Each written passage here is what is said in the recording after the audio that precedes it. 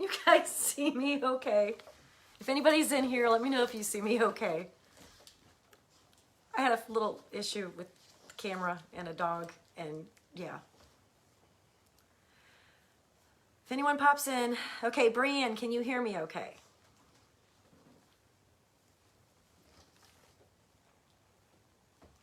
And can you see me okay? Hi, Elaine. Can you guys hear me or see me okay before I start doing this? Because once I start doing it, I'm not going to be able to look up anymore. Sorry, Shiloh's like trying to get in on this. Just a thumbs up. Does that mean yes? You guys can hear me okay? Okay, perfect. So I'm doing a live reading tonight of a little bit. I'm going to do like 15 minutes maybe of Gray's Wolf, which is the first book in the Big River series, Big River Pack series. So Shiloh apparently wanted to get in on it, and yeah, so I had to get another book. Now, I'm going to be doing this every week on Tuesdays at 7, so feel free to join me every time. And I'm going to be wearing my sexy smexy reading glasses because I'm old. So, oh, and before I even start this, just to let you guys know, reviews pretty much sell our books. Without you guys reviewing it, without you guys telling your friends we're nothing, we're just hobbyists sitting in our rooms. So if you read my book, if you listen to this book and you love it, please, please, please feel free to leave a review. If you hate it, feel free to leave a review. That's an honest review is all we ever ask for. So I don't know why, but this book came out with super, super tiny print. So I do have to wear my reading glasses today. So before I start, does anybody have any questions at all? So I'm going to, because once I start reading, I'm going to be in a zone. And I'm super animated naturally. Thank you, Genevieve. That's my editor. She loves me. Anybody have any questions before I start? I will ask again at the end. So if you have any questions at the end, I'll answer then as well. Okay, I don't see anything coming through, so I'm going to go ahead and start. If I'm speaking too loud or too fast or slow, I have a backup that's supposed to text me and let me know if I'm going too fast or too slow. Genevieve is on here. She said she can answer questions as well. So if I'm looking down and you have a question, she can definitely answer you. She has edited every single one of my books for me. So, okay. So this is Gray's Wolf. He's my boyfriend. Chapter 1. Nova Eris hoisted her bag higher on her shoulder as she checked behind her once again. As far as she could tell, no one had followed her, but that didn't mean they wouldn't find her. It was time to go. Time to hit the road and pray she was able to find the Big River Pack before anyone found her. She'd known she was taking risks, but who the hell did everyone think they were, telling her what she could and couldn't write? It wasn't like the humans believed her romance novels were nonfiction, yet here she was, running from shifters. She had no idea what they'd do to her once they caught her. It didn't matter. She wanted no part of any of these groups. Not true. She was running for the Big River. Genevieve says I'm reading too fast. I'm sorry. She was running for the Big River Pack because they were wolves like her. They'd promised her refuge in exchange for her fealty. She sighed heavily as she fast-walked. Damn, at this rate she could enter the Olympics with the other mall walkers. It wasn't like she knew the dang rules and laws of the world when she decided to write those books. She just used herself as a little inspiration and made up the rest. Lifting her head, she scented the air, and her muscles tensed when she caught a hint of fur. Shoot. There was definitely someone nearby, possibly looking for her. Excuse me. Tossing her bag into the back of her car, she climbed in and turned the key, not bothering to pull her seatbelt into place until she was on the road and putting distance between herself and whoever was hunting her. Dang it. She'd been in hiding so long she was running out of places to go. She wasn't naive enough to believe shifters were isolated in Missouri. How many packs were there strewn across the states, the world? Yet she was alone amongst humans. With a quick glance in her rear view, she breathed a sigh when she didn't spot any headlights racing to catch up to her. It was late enough there weren't a whole lot of people out and about. If someone was chasing her, she'd know it. Now she just had to try to remember where the hell the Big River Pack was located. They contacted her through her author profile and offered her solace if she swore her allegiance and stopped writing her books. Oh, she had no problem joining a pack, but if they thought for a second she'd just give up her writing career, they were freaking insane. A highway marker came into view. 2 more miles and she'd exit the road and end up in some rural town. She'd never lived outside of a city before. Shoot, she'd never even lived in the suburbs. As the scenery passed, she began to feel more than a little out of her element. No way could she pass for being a local around here. Okay, there were more cows on the side of the road, as in real life mooing cows. She was officially in the country. Maybe she'd just go buy a pair of cowboy boots and a hat and blend in. Nova snorted as she tried to picture herself in some cowboy gear. Or would that be cowgirl gear? Yeah, no, not her thing at all. The road she turned onto came to a T. Was it left or right? And how lost would she get if she took the wrong way? She was used to traversing heavily crowded streets, not empty, dark two-way roads. It would have been even more fitting had the road been gravel with as Mayberry as this little town was looking. Screw it. She yanked the wheel right and hit the lever to brighten her lights. Why was there not a single dang street lamp out here? How did these people even see to drive? Every second, Nova waited for one of those cows she'd seen when she came into town to just step in the road and total her little car. As Nova squinted into the dark night, she realized she was no longer seeing cows. Hell, she wasn't seeing anything. There were no houses, no roads, nothing. Wrong way? Or did these people just really like isolation? She never understood how anyone could be content being alone. She loved the sounds of cars outside, the muffled voices on the streets as she tucked her earbuds in and walked down to the corner store. There were no corner stores anywhere she could see. Where did they do their grocery shopping? Or maybe they were like those mountain men she'd seen on TV, the kind of men who grew their own vegetables and hunted for meat. As the road grew creepier, the further she drove, the more Nova realized she was doing everything in her power to distract herself. Maybe she should have been born a cat shifter, because she was definitely feeling like a scaredy cat right about now. There were houses up ahead, and that was the end of the road. Did she just drive one long driveway? How did they keep people from wandering onto their property? Pulling the car alongside a big white pickup truck, she took a few deep breaths and readied herself for whatever was to come. God, she hoped this wasn't some trick to get her out here alone and kill her. Yeah, that would definitely suck. There were lights on in every house, although they all looked more like little sheds than a true house. Tiny home? Micro home? Isn't that what they've been called in that magazine she'd seen at the grocery store? With one more deep breath, she shoved the door open to her little Audi and stepped out. Shoot, it's cold out here. She'd driven south on the highway. Shouldn't it be warmer? It had to be from the constant breeze whipping her unruly hair about her face, causing chill bumps to spring up all over her arms. Nova pulled her jacket tighter around her, lifted her head, and marched right up to the first house in the row. She raised her hand to knock and squeaked in surprise when a man spoke from a few feet to her right. You lost? The deep voice asked. Nova whipped around, her eyes wide, and looked for the source of the voice. Squinting her eyes, she could barely make out a shadow of a man sitting in a chair. Thought you were a shifter, the man said. I am, she said, her brows pulling low with the indignation of his accusation. Her heart was still racing from her little scare, but who the hell did this yokel think he was, accusing her of lying? Excuse me. Then why are you squinting like that? Something wrong with your eyes? The silhouette unfolded and turned into a man damn near a foot taller than her. Okay, slight exaggeration. He was probably only 6 or 7 inches taller than her own 5'7", but since she couldn't see his face or really anything about him, it made him appear a freaking giant boogeyman. Nothing's wrong with my eyes, she said, still struggling to see him. Wait, was she supposed to be able to see in the dark or something? Was that some mystic part of her shifter persona she was unaware of? The man came closer, and she could finally make out his features in the dim light coming from inside his house. He was around 6'1" or 2", had at least a 4-day beard on his handsome face, and his blue-gray eyes belied his wolf half. He smelled of fur and man. Delicious. An odd sensation unfurled in her gut, and she wrapped an arm around her middle, trying to calm the feeling. Hunger? No, she was far from hungry. Whatever it was, let her know this man was a remedy to what was ailing her. You Nova? The guy asked. If he knew her name, that meant he had to be Grayson Harvey, alpha of the Big River Pack, and her future alpha. She made it. She was safe. Yeah, Grayson?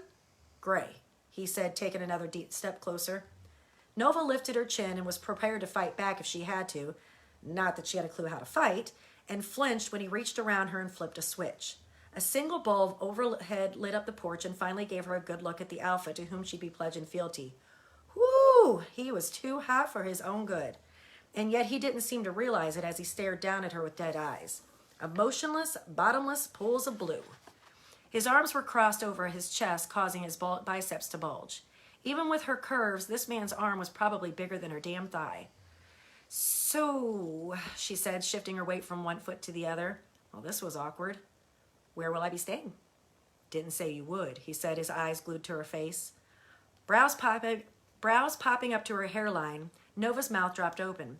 You said in your email you'd offer me security if I pledged to you and your pack. And if you stopped writing those books, he said, as if reminding her. She hadn't forgotten, just willingly omitted that part. You want me to end my career and do what, wait tables in Podunk, Missouri? Cedar Hill. Her brows lowered now. What? You're in Cedar Hill, Missouri, not Podunk, princess. And I didn't say a thing about ending your career. I said if you stopped writing about shifters. A lot of people write about shifters. A lot of people aren't one. A lot of people don't know shit about us and intentionally include facts. Do you really believe the women reading those things were real, she asked, crossing her arms and mimicking his stance. And of course, that little movement brought his attention straight to her ample bosom. Dropping her arms quickly, she shrugged her shoulders a little, trying to take some of his attention off her chest. Nope, didn't work. His eyes did finally raise back to her face, but there was an amused smirk on those soft-looking lips. Doesn't matter. You broke a law. What law? How the hell was she supposed to know about shifter laws when he was the first shifter she'd ever met in person? Anytime she'd caught the distinct scent of fur, she turned on her heel and moved in the opposite direction. She wasn't even sure which of her parents had passed down the gene. Gray's brows lowered and his eyes narrowed. You fucking with me? What? No. She crossed her arms over her chest, dropped her arms, then recrossed them. This was stupid. She should have just gotten in her little car and took off, found somewhere else to hide, somewhere not so full of trees and bugs and shifters. You can't see at night. You don't know our laws, yet you definitely smell like a wolf. He wasn't exactly talking to her. It seemed more like he was trying to figure her out, talking to himself about her while she stood there staring at him like an idiot. What can I say? I'm an enigma. Gray's lips pulled into a small smile and he snorted lightly. It might not have been a full laugh, but it was better than the broody attitude he'd given her since she'd stepped onto his porch. Look, I'm cold, I'm tired, and I'm not exactly an outdoors kind of girl. Can we go inside? Or maybe you could show me which of these sheds is mine? Sheds? He asked, his dark brown brows pulled together again. Yeah, she said, waving her hand down the row of domiciles. Sheds. Are these those micro houses I saw in a magazine? Did you guys build them yourselves? Do you hunt for your food and stuff? Gray's eyes closed and he sighed. Sorry, I love Nova. Gray's eyes closed and he sighed heavily. How the fuck have you survived like this? He turned his back on her and walked into his little house, leaving the door open behind him. She took it as an invite and shuffled in right behind him. It was way bigger than she thought from the outside. While the front made it look narrow, it was long and went back quite a bit. I'm squinting my brows. I'm sorry. While the front made it look narrow, it was long and went back quite a bit, but it was still smaller than her last apartment. Your shed is really nice. Fuck, Gray muttered under his breath. It's not a... Just sit down. He stepped into what appeared to be the kitchen area, which is just a fridge and tiny stove butted up against the living area. She sat on an uncomfortable couch and waited. He pulled out 2 beers, popped the tops, and handed her one. She'd never been much of a beer girl, but apparently that was going to change tonight. Being as she literally had nowhere else to go, she'd need to play nice, at least until she figured out whether or not she'd be staying there or running for the hills. Nova tilted the bottle and took a big swig, then tried to hold in the cough as her eyes watered. Gray was watching her again, that stupid smirk on his face. Looking right at him, she took another swig, then this one going down way easier. In fact, she kind of liked the second drink better than the first. Where's your pack? He asked after a few uncomfortable moments of silence. Don't have one, she answered, gripping the brown bottle between both hands. What happened to him? He put the bottle to his mouth and took a drink, but his eyes never left her face. Never had one. His cheeks puffed a little with the mouthful of beer. He swallowed, but just kept watching her. At least the smirk was gone for now. He leaned his hip against the butcher block counter and tilted his head. You've never had one. Nope.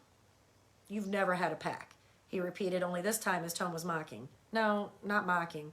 Incredulous. He thought she was lying to him. I've never had a pack.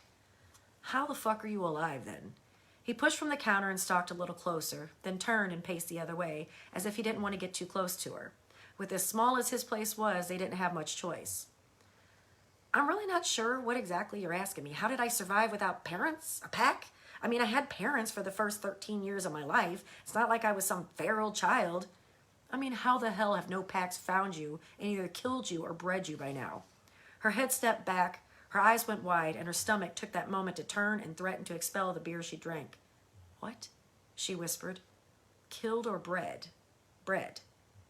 As in, is that why you said I could join your pack? Is that what you want from me? I might be a shifter, but I'm not a freaking dog. You can't just use me as some personal puppy mill. He slammed his beer on the counter and turned on her. Did I say that was what I wanted from you? Woo! He was mad. She'd hit a nerve with that question. How the hell was she supposed to know it'd piss him off? Hell, she just found out she was lucky she wasn't 6 feet under or raising a litter of little wolves.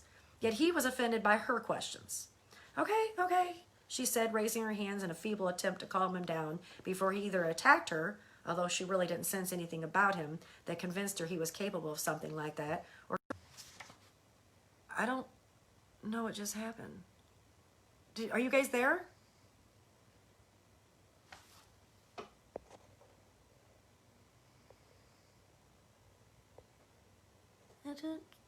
Are you guys there? Yes? Okay. It went black for a second. I don't know what happened. Okay, sorry about that. His brows were still pulled low, but he didn't reek of fur and dominance anymore. Gray closed his eyes and pinched the bridge of his nose between his thumb and forefinger. Great. She'd insulted his home and personal choices, and now she was giving him a headache. Awesome first impression. Where are your parents? He asked, his eyes still closed. I don't know. His eyes popped open and he stared down at her. She shrugged. I literally don't know. Never knew my dad. Mom ran away when I changed into an animal when I was 13. Puberty, he muttered. What? She leaned forward a little. You change when you hit puberty. It can happen as early as 9 or as late as 16. Boys tend to go through their first change around 9 or 10. She tilted her head and looked off into space. Come to think of it, it was right after her first period. Guess that made sense. Well, when I turned back into a girl, I was in an alley in the city and my mom was nowhere to be found. I hitchhiked back to the apartment where we stayed and it was empty. Mom was gone. I haven't seen her since. You raised yourself? His tone was softer now, a little more sympathetic. Kind of. There was this little diner downtown. I used to look for thrown away food in the dumpster. This old lady caught me. I ran. The next time I went looking, there was a bag sitting in front of the dumpster with a smiley face drawn on it. She left me food every day. Eventually, she gave me a job and wouldn't let me sleep in the diner if I wanted. Her name was Babs. Barbara, but everyone called her Babs. She died 3 years ago. That was the closest I've had to a real friend or family in 16 years. I'm sorry, he said, and actually sounded like he meant it. Nova shrugged but didn't say anything. Yeah, it still hurts sometimes when she thought about the fact her mother was scared of her, scared enough to abandon her own kid, but she'd had an okay life. She met a lot of cool people through the years, had a great writing career, even finished high school on the computer and got her GED. Maybe she hadn't worn a cap and gown, but Babs and her crew had thrown her a graduation party, even closed the diner early to do it. So, Nova said, raising her brows and smiling sweetly, can I stay? Gray smiled, then he snorted and shook his head, dropping it with an exasperated sigh. Yeah, you can stay, till we figure this shit out. What's to figure out? The books, he said, the smile gone. I can't stop writing, Gray. That's how I make my money. It's how I stay anonymous. Excuse me. So write about something else. You know what they say, write what you know. He raised one brow. You do realize you got some shit wrong. Of course I do. Besides, all writers take a little creative license with their work. That's what makes it fiction. Should we end here? Because we're on page 9, and I don't know how long I've been reading. Anybody know what time I started? Well, 18 minutes. I think it's a good stop, guys. We can come back tomorrow. Or not tomorrow, next Tuesday. So does anybody have any questions? Anybody? I'm going to give it a few more seconds so anybody has any questions. I forgot to mention, this is up for grabs, signed by me. But let's see, we got to come up with a rule. How are we going to do this? Okay, everybody share this video. For everybody that shares this video, and I'm going to put it on my personal page so it could be shared from there as well, I'll do like a random grab thing, and we'll get a free book signed from me. Does that sound good to everybody? Who's still on here? There's 4 people. Where do you get your ideas from? I get asked that a lot. Dreams, the news, anybody that knows about She Who Hunts. There was a a guy used to work for a preacher, Joyce Myers, and he killed his family. And when they interviewed his friends and neighbors and stuff, oh, he was such a nice guy. And I always thought about that. Every time somebody did something, oh, he was such a nice guy. And I remember thinking, hey, he's probably possessed. So that's where She Who Hunts. This actually started out, I think I was sick one day, and I just kept thinking about this writer who was actually a shifter writing about shifters, and it just kept growing from there. And I have fallen in love with this world. And anyone that isn't aware, these books are actually based in the town that I live in right now. So, yeah. Hi, Amanda. You been here the whole time? Anybody else have any questions? Nancy, questions? Bree, you know a lot because Brianne is one of my beta readers. Amanda was my original beta reader from the very beginning in 2011 when I wrote a really bad book that she still loves. Okay, so there's the rules, guys. For a free copy, for a free copy of Gray's Wolf signed by me sent to you, share this video when we're done, and I will put it on my personal page as well to be shared. I'll put rules over there, and I'll do like a random.org to draw a name for this, okay? So thanks for joining me, guys. Love you all. Bye.